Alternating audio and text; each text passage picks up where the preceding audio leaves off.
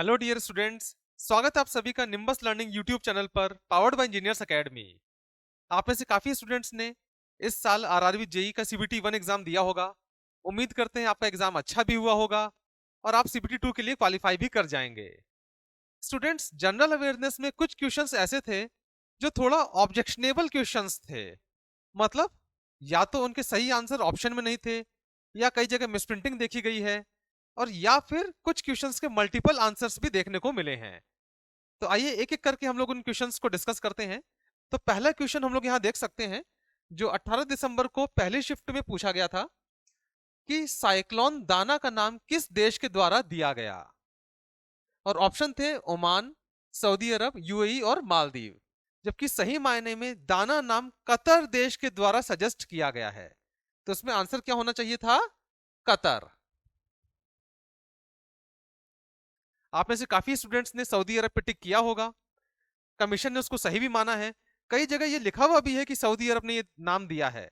मगर अगर हम इंडियन मेट्रोलॉजिकल डिपार्टमेंट की ऑथेंटिक लिस्ट देखें, जिसमें ये बताया गया है कि हिंद महासागर में आने वाले किस किस तूफान का नाम किस किस देश के द्वारा दिया गया, तो यहां पर हम लोग देख सकते हैं गवर्नमेंट का अगर हम ऑथेंटिक डेटा देखें तो कतर देश ने ये दाना तूफान का नाम दिया है।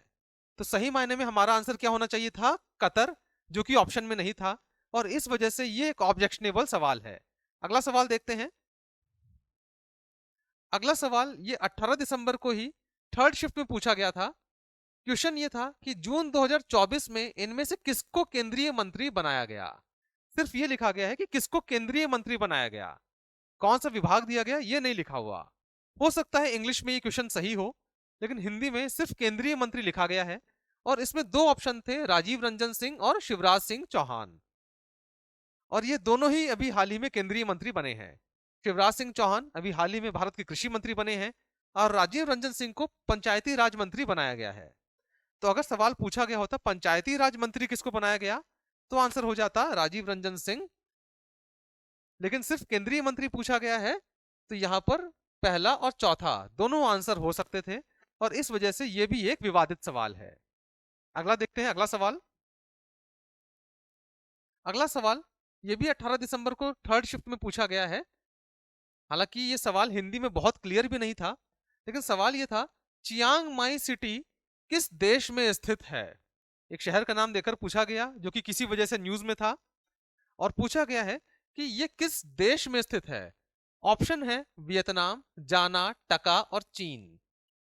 जिसमें से जाना और टका तो कोई देश ही नहीं है, वियतनाम और चीन तो फिर भी देश है।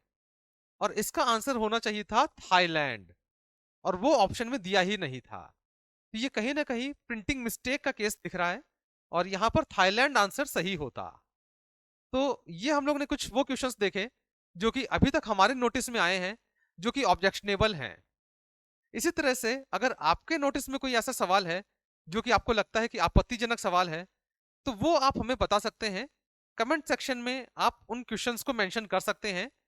मगर ध्यान रखिएगा कि जब भी आप क्वेश्चन बताएंगे, आपको डेट और शिफ्ट दोनों बतानी है कि किस डेट को किस शिफ्ट में ये क्वेश्चन पूछा गया था। इसके अलावा आप अगर चाहें तो वो ऑब्जेक्शनेबल क्वेश्चन मुझे व्हाट्सएप भी कर सकते हैं। मैं अपना व्हाट्सएप नंबर आपको बता देता हूं, और उस नंबर पे व्हाट्सएप करके आप ऑब्जेक्शनेबल क्वेश्चन हमें पूछ सकते हैं। उनके वीडियो सॉल्यूशंस हम लोग आपको प्रोवाइड कर देंगे। ठीक है, तो मेरा व्हाट्सएप नंबर है 8707459473। तो उस पर आप अपने ऑब्जेक्शनेबल क्वेश्चंस जो आपको लगते हैं वो आप कमेंट भी कर सकते हैं। Okay students, so best of luck for your examination. उम्मीद करते हैं कि आप ये सीबीटी 1 का एग्जाम क्लियर कर लेंगे। Okay, so thank you all and thanks for the day.